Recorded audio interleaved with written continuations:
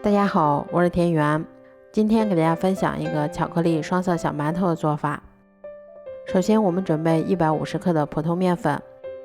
先加入2克酵母粉，然后再加入5克可可粉。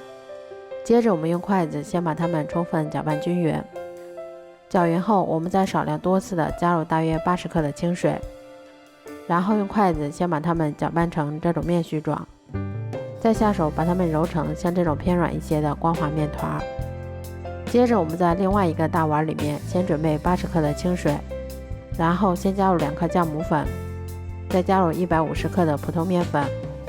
接着我们用筷子先把它们搅拌成这种面絮状，然后再下手把它们揉成像这种偏软一些的光滑面团。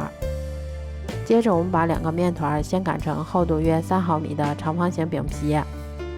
接着我们把它叠在一起后，再把它们切成像这种长条的形状。接着我们把切好的长条按压一下，然后再像这样把它们摆放在一起，然后我们再像这样把它从一头慢慢的卷起来，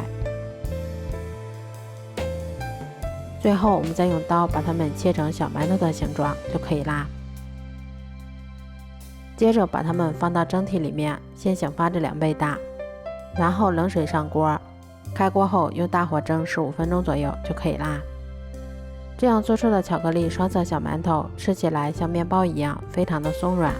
而且咬上一口还有一股浓浓的可可的香味儿。如果喜欢的话就试试吧，